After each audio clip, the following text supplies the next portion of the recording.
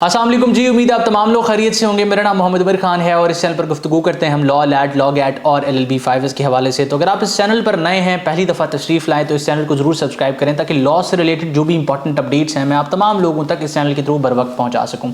आज का वीडियो काफ़ी इंटरेस्टिंग है। आप तमाम लोग जानते हैं कि 9 अप्रैल को लॉ एडमिशन टेस्ट कंडक्ट होना है। 9 अप्रैल 2023 को साल 2023 का दूसरा लॉ एडमिशन टेस्ट कंडक्ट होगा। तो उसकी तैयारी के हवाले से काफ़ी ज़्यादा लोग कन्फ्यूज़ हैं क्योंकि टाइम कम रहता है। तो इस वक्त तैयारी के हवाले से बहुत ज़्यादा सवालात जो है वो स्टूडेंट्स के जहन में आ रहे हैं। तो आज का जो वीडियो है वो प्रिपरेशन सीरीज़ का एक और वीडियो है। मुझसे हमेशा स्टूडेंट्स कहते हैं कि आपकी ऑनलाइन क्लासेस के अलावा चैनल पर तो कोई प्रिपरेशन मटेरियल है नहीं। तो बहुत ज़्यादा वीडियोस मौजूद हैं। आप सिर्फ जो है वो सिंपली प्लेलिस्ट के सेक्शन में जाएंगे, वहाँ पे आपको वीडियोस मिल जाएंगी। मजीद बरा आप जो है वो हमारे वीडियोज़ के सेक्शन को स्क्रॉल करेंगे, आपको सारी की सारी वीडियोज़ मिल जाएंगी।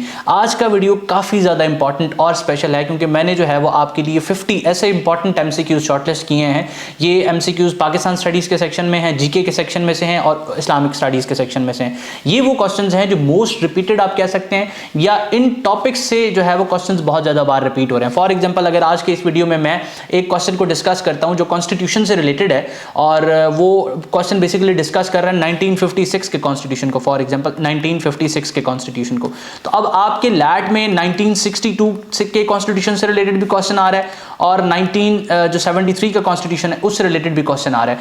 तो आप जो है वो समझ सकते हैं कि वही चीज़ें मैंने शॉर्टलिस्ट की हैं जिनसे रिलेटेड लैट में क्वेश्चन आ रहे हैं। तो इस वजह से ये वीडियो काफ़ी इंपॉर्टेंट है। आप सिंपली थोड़ा सा टाइम निकालें, अपने सामने एक कॉपी और रजिस्टर रखें, पेंसिल लें और इसको नोट डाउन करना स्टार्ट करें। हर MCQs खुद में एक टॉपिक है जिस तरह से मैंने आपके साथ तज़किरा किया है। तो स्टार्ट करते हैं बगैर अपना वक्त ज़ाया किए।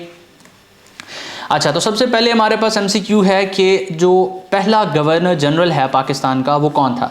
अब ये आप तमाम लोग जानते होंगे, आपने सुना होगा, पढ़ा होगा और ये लैट में बहुत बार पूछे जाने वाला क्वेश्चन है। अब गवर्नर जनरल बेसिकली कौन होता है? गवर्नर जनरल अब ये वो प्रोविंस का गवर्नर नहीं है। ये जब पाकिस्तान आज़ाद हुआ था 1947 में, तो उस वक्त जो ये आज के दौर में आपको प्रेसिडेंट की पोस्ट नज़र आती है जो हेड ऑफ द स्टेट होता है, उस वक्त इसको गवर्नर जनरल कहा जाता था। तो हमारे पहले गवर्नर जनरल जो थे वो कायदे आज़म मोहम्मद अली जिन्ना साहब थे और पाकिस्तान की तारीख में कुल 4 गवर्नर जनरल्स हैं। और अगर आप गौर करें तो इस MCQs के अंदर जो बाकी 3 नाम हैं ये भी गवर्नर जनरल्स हैं। पाकिस्तान के पहले गवर्नर जनरल मोहम्मद अली जिन्ना, दूसरे ख्वाजा नाज़िमुद्दीन, फिर गुलाम मोहम्मद और इस्कंदर मिर्ज़ा। तो ये 4 जो गवर्नर जनरल्स हैं वो इस MCQs में मैंने कवर कर दिए। और एक और फैक्ट आपने जहन में रखना है कि ये जो इस्कंदर मिर्ज़ा साहब हैं ये पाकिस्तान के आखिरी गवर्नर जनरल हैं और पाकिस्तान के पहले प्रेसिडेंट हैं। यानी कि 1956 में जब आइन आ गया, 1956 का पाकिस्तान का पहला आइन जब आया 9 साल की स्ट्रगल के बाद, ये 9 साल का भी क्वेश्चन आता है और 56 के पहले आइन का भी क्वेश्चन आता है। तो ये जो प्रेसिडेंट, ये जो उस वक्त गवर्नर जनरल था 1956 में, तो जब प्रेसिडेंट ये कॉन्स्टिट्यूशन हमारा 56 का आया तो गवर्नर जनरल की पोस्ट को प्रेसिडेंट में कन्वर्ट कर दिया। तो उस वक्त के जो गवर्नर जनरल थे वो क्या बन गए, फिर प्रेसिडेंट बन गए। तो पाकिस्तान के पहले गवर्नर जनरल मोहम्मद अली जिन्ना, पाकिस्तान के आखिरी गवर्नर जनरल इस्कंदर मिर्ज़ा और पाकिस्तान के पहले प्रेसिडेंट भी इस्कंदर मिर्ज़ा।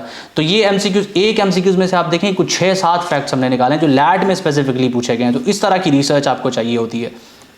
उसके बाद हम दूसरे MCQ की तरफ जाते हैं। ये भी बहुत ज़्यादा पूछा जाता है। तो पाकिस्तान और अफगानिस्तान के दरमियान जो बॉर्डर है, जो लाइन है, उसको क्या कहा जाता है? तो उसका जो है ना नाम ड्यूरेंट लाइन है। ठीक है, इससे रिलेटेड आप जो है मज़ीद सर्च करेंगे कि पाकिस्तान डेफिनेटली बात है, पाकिस्तान का बॉर्डर और भी कंट्रीज़ के साथ लगता है, उसमें भी हमारे कुछ डिस्प्यूट्स चल रहे हैं। तो वो कौन कौन से कंट्रीज़ हैं हमारे नेबरिंग कंट्रीज़? इंडिया कौन सी साइड पे है, ईरान कौन सी साइड पे है, अफगानिस्तान कौन सी साइड पे है, चाइना कौन सी साइड पे है और सी हमें किस साइड से लग रहा है। तो ये सारी ज्योग्राफी आपने बेसिक ज्योग्राफी देखनी है। ठीक है, और इससे रिलेटेड GK में क्वेश्चन पूछा जाता है, पाकिस्तान स्टडीज़ में क्वेश्चन पूछा जाता है।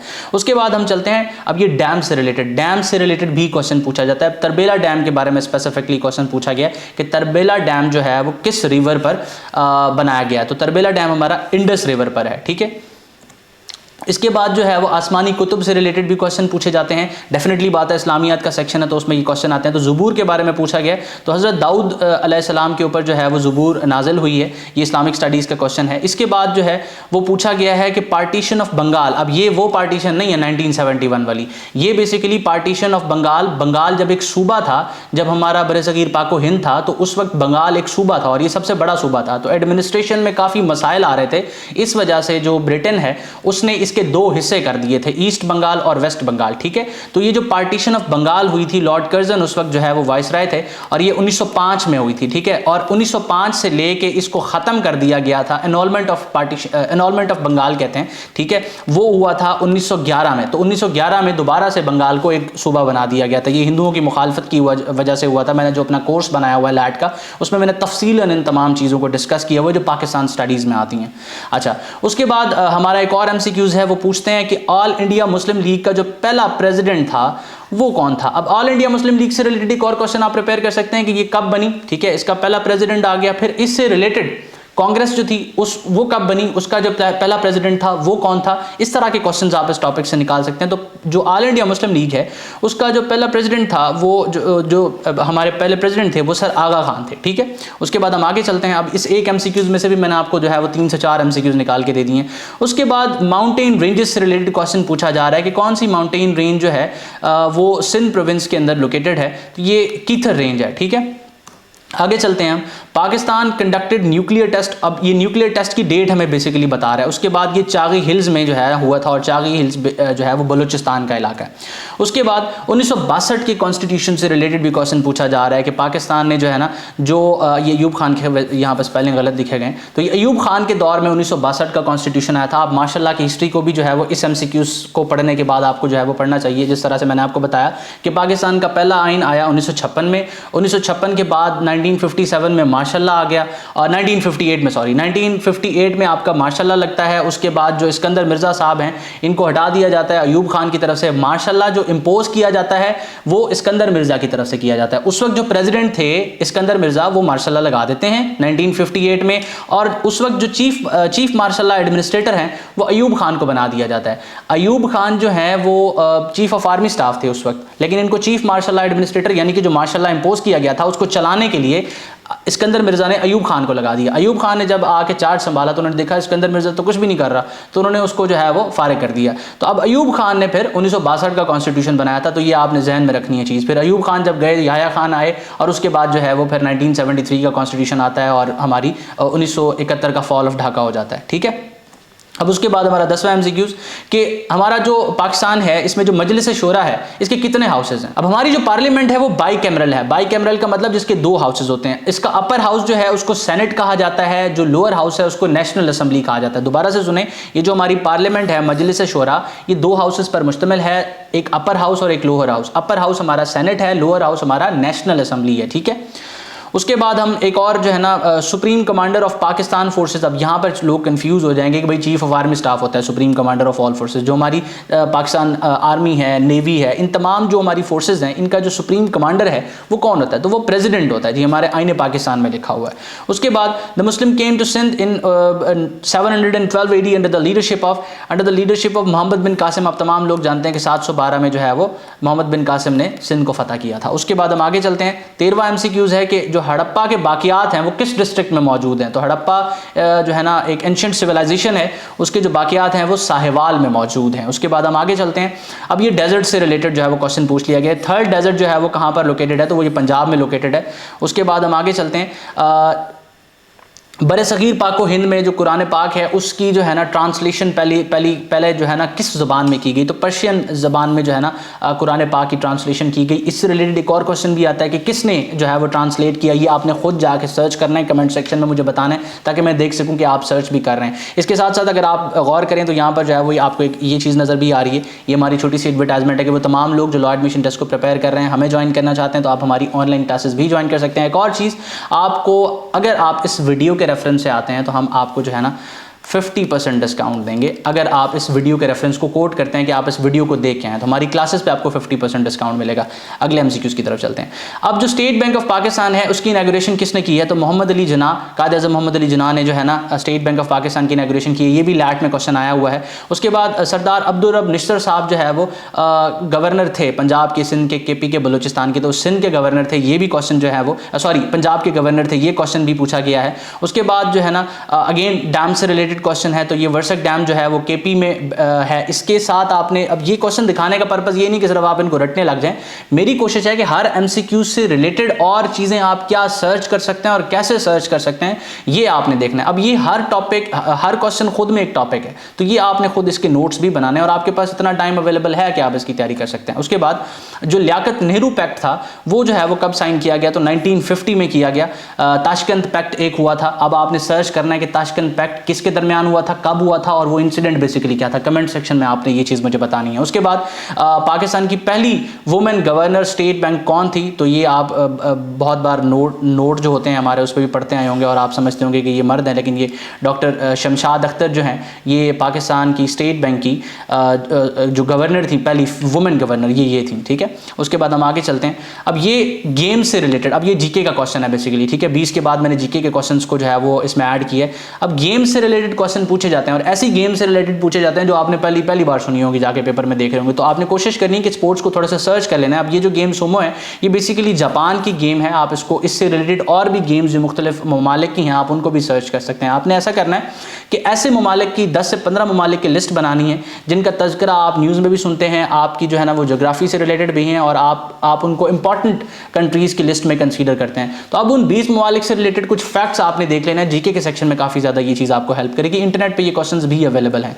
इसके बाद यूरो जो है वो कितने ममालिक की करेंसी है, ये 20 ममालिक की करेंसी। इससे आप एक चीज़ देखें कि करेंसी से रिलेटेड क्वेश्चन पूछे जाते हैं कि फ़लाँ ममालिक की करेंसी कौन सी है, फ़लाँ ममालिक की करेंसी कौन सी है। तो ये करेंसी का क्वेश्चन लाजमन पेपर में आता है। ठीक है, उसके बाद जो सेकंड लार्जेस्ट कॉन्टिनेंट है, अब कॉन्टिनेंट से आप अंदाज़ा लगाएं कि कॉन्टिनेंट से रिलेटेड भी क्वेश्चन आते हैं। तो सेकंड लार्जेस्ट कॉन्टिनेंट जो है वो अफ्रीका है इन टर्म्स ऑफ जो है ना एरिया, यहाँ लिखा हुआ है। ठीक है, उसके बाद जो दुनिया है वो कॉन्टिनेंट्स के लिहाज से जो है वो कितनी कॉन्टिनेंट्स में डिवाइडेड है, तो 7 कॉन्टिनेंट्स में डिवाइडेड है। इसके साथ आपने देख लेना है कि ओशंस में कितने ओशंस हैं जिसमें जो है वो दुनिया को डिवाइड किया गया, या एक आप जो है ना सर्च करके कमेंट सेक्शन में मुझे बता सकते हैं। अच्छा, अब दुनिया का जो स्मॉलेस्ट सी है वो कौन सा है, स्मॉलेस्ट, लार्जेस्ट, इस तरह की चीज़ें, ये फैक्ट्स भी जो है वो लैट में आते हैं।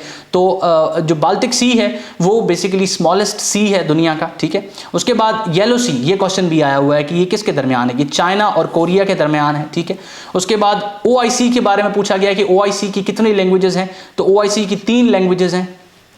इसके बाद जो बिगेस्ट आइलैंड है वो ग्रीनलैंड है। ठीक है, ये क्वेश्चन भी आया हुआ है लैट में। रेड क्रॉस का जो है ना ये पूछ रहा है कि हेडक्वार्टर कहाँ पर। अब हेडक्वार्टर से रिलेटेड भी क्वेश्चन आते हैं और बहुत ज़्यादा आते हैं। मतलब आप ये समझ लें कि करेंसी से रिलेटेड भी क्वेश्चन आपसे पूछ लिया जाएगा, हेडक्वार्टर से रिलेटेड भी क्वेश्चन आ जाएगा, गेम से रिलेटेड भी क्वेश्चन आ जाएगा। तो आप फिंगर टिप्स पे गिन सकते हैं और मेरे हिसाब से 7-8 क्वेश्चन तो आप यहीं से गिन सकते हैं कि कौन कौन से आने वाले हैं। तो जनेवा में जो है ना रेड क्रॉस का हेडक्वार्टर है। उसके बाद हम आगे चलते हैं कि नॉन परमानेंट मेंबर्स जो हैं वो सिक्योरिटी काउंसिल के कितने हैं, तो नॉन परमानेंट 10 हैं टोटल। ठीक है, और 15 टोटल इसके जो है ना मेंबर्स हैं, उसमें से 5 परमानेंट मेंबर्स हैं, 10 नॉन परमानेंट मेंबर्स हैं। ठीक है, आगे चलते हैं कि deepest part of the earth का जो डीपेस्ट पार्ट है वो मरियाना ट्रेंच है। ये क्वेश्चन भी लैट में आ चुका है। लोएस्ट पार्ट कौन सा है, लोएस्ट पार्ट हमारा डेड सी है। उसके बाद जो है ओआईसी का सेक्रेटरीट कहाँ पर है। अब मुख्तलिफ जो ऑर्गेनाइजेशंस हैं जिस तरह नेटो है, ओआईसी है, सार्क है, इनको आपने लाजमन कवर करना है। एक क्वेश्चन यहाँ से भी आएगा। ठीक है, तो ये जो हेडक्वार्टर है इसका सेक्रेटरीट है बेसिकली ये जद्दा में है। ठीक है, इसकी ऑफिशियल लैंग्वेजेस भी हमने पढ़ लेनी है। जिस तरह आप सार्क के बारे में पूछा जा रहा है तो ये काठमांडू नेपाल में है, इसका जो सेक्रेटरीट है, इसकी लैंग्वेजेस और मेंबर कंट्रीज को भी आपने देख लेना है। वो क्वेश्चन ये भी पूछ लेता है कि which one of the following is not the member of SAARC, which one of the following is not the member of OIC. ठीक है, ये इस तरह के क्वेश्चंस भी पूछे जाते हैं। तो आपको ज्यादा वक्त नहीं लगेगा, सिर्फ एक चार्ट आपने छोटा सा बना लेना है जिसमें इनके मेंबर्स, इनका सेक्रेटरीट, हेडक्वार्टर, उसके बाद इनकी लैंग्वेजेस, इस तरह की कुछ चीजें आपने इंक्लूड कर लेनी है। उसके बाद यूनाइटेड नेशन यूएन का मोस्ट पावरफुल ऑर्गन जो है वो सिक्योरिटी काउंसिल है। यहाँ पर भी स्पेलिंग में मिस्टेक हुई है, माजरत चाहूँगा इस चीज़ के लिए। उसके बाद हम आगे चलते हैं। अगले एमसीक्यूज में पूछा गया है कि इनमें से किस मुल्क के पास वीटो की पावर नहीं है। अब वीटो की पावर के बारे में मजीद आप जानना चाह रहे हैं तो आप इंटरनेट पे सर्च कर सकते हैं। 5 ममालिक हैं जो परमानेंट मेंबर्स हैं सिक्योरिटी काउंसिल के, उनके पास वीटो की पावर है। तो कनाडा के अलावा ये तमाम जो ममालिक हैं इनके पास वीटो पावर है। ठीक है, तो कनाडा के पास नहीं है। तो यहाँ पूछ रहा है, आपने इस चीज़ को भी जहन में रखना है। बाज़ों का स्टूडेंट इस चीज़ को जहन में नहीं रखते कि जो है ना इसकी जो हमारा कनाडा है, इसके पास वीटो की पावर नहीं है। वो पूछ रहा है कि इनमें से किन के पास वीटो की पावर नहीं है। 37 की तरफ चलते हैं। अब ओशन से रिलेटेड क्वेश्चन आ गया है। ओशन के बारे में मैंने आपको बताया था, ओशन जो दुनिया का सबसे बड़ा ओशन है वो पैसिफिक ओशन है। अब हाईएस्ट माउंटेन जो है वो कहां पर है? हाईएस्ट माउंटेन आपका नेपाल में है। अब ये माउंटेन कौन सा है आप तमाम लोग जानते होंगे, कमेंट सेक्शन में मुझे बताएं। नहीं जानते तो इसको गूगल करें ताकि आपके जहन में ये फैक्ट रह जाए, इंपॉर्टेंट एमसीक्यूज है। उसके बाद जो है ना, वियना जो है वो किसका कैपिटल है? ऑस्ट्रिया का कैपिटल है। इससे मुराद क्या है? कैपिटल से रिलेटेड भी क्वेश्चन आते हैं और डेफिनेट सी बात है एक आधा क्वेश्चन कैपिटल से रिलेटेड आ जाता है कि जो है फला जो शहर है ये किस मुल्क का कैपिटल है या इस मुल्क का कौन सा कैपिटल है। इस तरह से दोनों तरह से जो है वो क्वेश्चन घुमा के पूछा जा सकता है। उसके बाद ये अब तशबीहतन के जो लैंड ऑफ 1000 लेक्स है ये किस जो है वो मुल्क को कहा जाता है? तो फिनलैंड को कहा जाता है। इस तरह के क्वेश्चन भी जो है वो पूछ लिए जाते हैं लैट में। देन लैंड ऑफ 1000 इंडोनेशिया, ठीक है, जिस तरह ये प्रीवियस क्वेश्चन से रिलेट कर रहा है। उसके बाद अब मोस्ट फेमस प्लेसेस, ठीक है, अब ये फेमस ब्रिज जो गोल्डन गेट है ये कहां पर है? ये सैन फ्रांसिस्को में है, ठीक है। यूनाइटेड स्टेट्स का कैपिटल पूछ रहा है वाशिंगटन डीसी। उसके बाद जो है वो डेल्टा किस कंट्री की एयरलाइन है? एयरलाइन से रिलेटेड और न्यूज़ एजेंसी से रिलेटेड क्वेश्चन आ जाता है। तो यूनाइटेड स्टेट्स का जो है ना ये एयरलाइन है। उसके बाद ब्लू मॉस्क जो है वो किसको कहा जाता है? ब्लू मॉस्क तशबीहतन नाम है कि ब्लू मॉस्क, सुल्तान अहमद मॉस्क को ब्लू मॉस्क भी कहा जाता है। दोनों तरह से क्वेश्चन पूछा जा सकता है कि इस मस्जिद को क्या कहा जाता है? ब्लू मॉस्क कहा जाता है। फिर 2-3 और आपको एमसीक्यूज दे दिए जाएंगे। तो आपसे इस तरह भी पूछा जा सकता है कि ब्लू मॉस्क जो है वो किसको कहा जाता है इनमें से? तो ये इसका जो है वो ओरिजिनल नेम है। उसके बाद स्ट्रेट्स के बारे में क्वेश्चन पूछा जाता है कि कौन सी स्ट्रेट है जो ग्रीनलैंड और कनाडा को सेपरेट कर रही है? तो डेविस स्ट्रेट है, ठीक है। तो आपने इंटरनेट पे जाके देख लेना है कि स्ट्रेट क्या होती है, बे क्या होती है, गल्फ क्या होता है। ये 3 चीज़ें आपने जहन में रख लेनी है। उसके बाद मोस्ट इंपॉर्टेंट बेस, गल्फ और जो है वो स्ट्रेट्स आप अपने जहन में रख लेंगे ताकि इनसे रिलेटेड जब क्वेश्चन आए तो आप उसको आंसर कर सकें। अच्छा, अब उसके बाद जो है वो कैस्पियन सी के बारे में पूछा जाता है। कैस्पियन सी एंड ब्लैक सी के दरमियान जो माउंटेन रेंज है उसको क्या कहा जाता है? यहाँ पर मैंशन कर दिया गया आंसर में। उसके बाद पाकिस्तान का कौन सा neighbouring country land lock country है? अब लैंड लॉक कंट्री को भी आप देखेंगे कि बेसिकली लैंड लॉक कंट्री क्या है, ठीक है। ये जो भी लैंड लॉक कंट्रीज हैं उनसे रिलेटेड भी एमसीक्यूज आता है और ये हो सकता है कि इस बार भी आ जाए। तो पाकिस्तान की नेबरिंग कंट्रीज के कॉन्टेक्स्ट से अगर हम देखें तो अफगानिस्तान जो है वो लैंड लॉक कंट्री है। उसके बाद हमारा आखिरी एमसीक्यू है जो मैं आपके साथ शेयर करना चाह रहा हूँ कि ये लेक जो है वो Como lake is located in which country, ठीक है। ये अगेन इटली था, यहाँ पर स्पेलिंग की मिस्टेक हो गई है, माजरत, जब स्लाइड्स बनाई गई हैं। तो उम्मीद करता हूँ कि आज के जो एमसीक्यूज मैंने आपके साथ शेयर किए हैं इससे जो चीज़ मैं कन्वे करना चाह रहा था कि आप हर एमसीक्यू में से कुछ मजीद फैक्ट्स निकाल सकें या फिर आप पास्ट पेपर्स को अपने सामने रख के जो एमसीक्यूज वहाँ पर पूछे गए हैं उनमें से मजीद एमसीक्यूज निकाल सकें। उस चीज़ में मैं कामयाब हुआ हूँ। अपना बहुत सारा ख्याल रखें। किसी भी सवाल या कन्फ्यूजन की सूरत में आप स्क्रीन पर मौजूद व्हाट्सएप नंबर को इस्तेमाल करें, मुझसे, मेरी टीम से इन टच आएँ और कोई भी क्यूरी आप मुझसे डिस्कस कर सकते हैं। अपना बहुत सारा ख्याल रखें। हमेशा आपके लिए दुआ गो। उमर खान, अल्लाह हाफ़िज़।